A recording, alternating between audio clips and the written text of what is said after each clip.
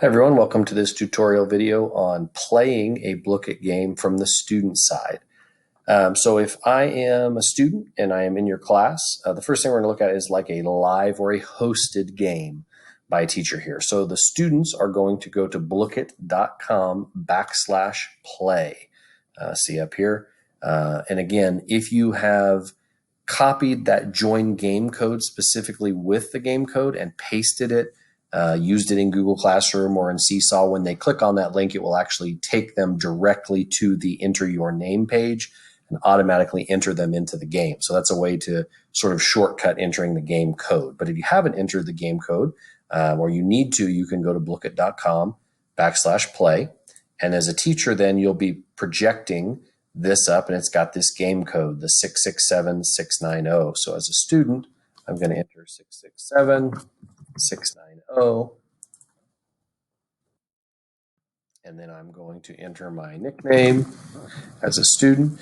On the teacher side, you can actually give random nicknames, so you can switch it where students don't get to enter their nickname. You can checkbox it when you host the game to say that it assigns random nicknames, which depending on your age of kid and what you want to do.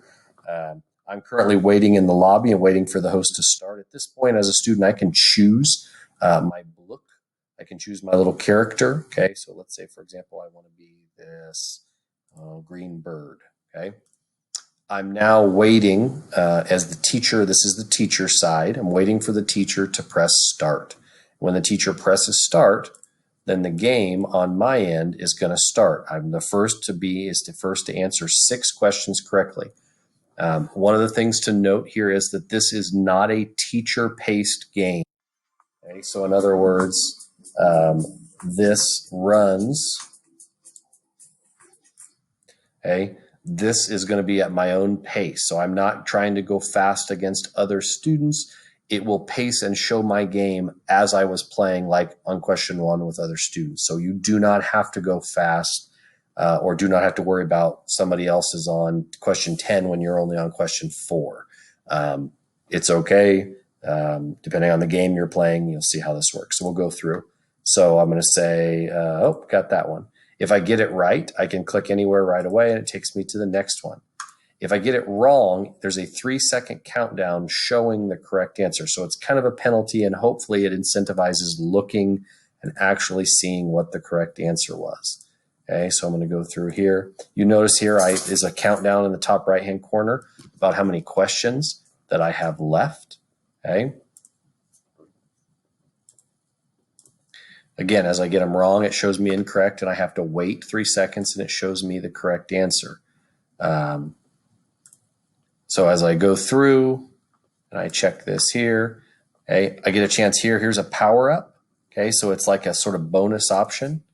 Okay, I got a whoosh. So blow a player back to view back 1 question. Okay, now when I click this, it's going to say there's no other players to interact with. But normally, if there were other players going, I would see all of their books and their names. And this is where the random name comes in. If I know who's playing, I can choose them and set them back a space. If they're random, I might just randomly pick someone.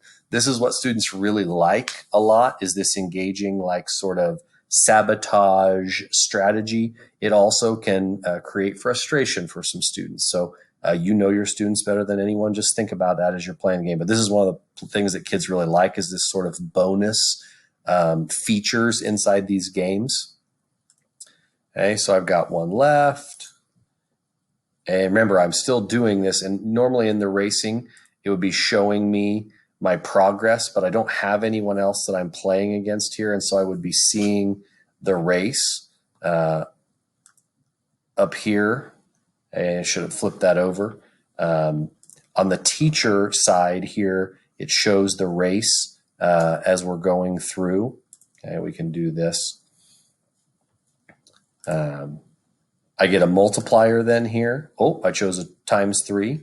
Okay, so I actually then can get extra tokens, and you'll see them coming in here. So this is part of the appeal of this also, is that I get tokens, or I earn tokens, and then I can go to do this. We'll talk about what that looks like for the account or doing those as you go through. But So it's got sort of this real sort of gamified earning, spending side to it as a student. So that's playing a game as a student.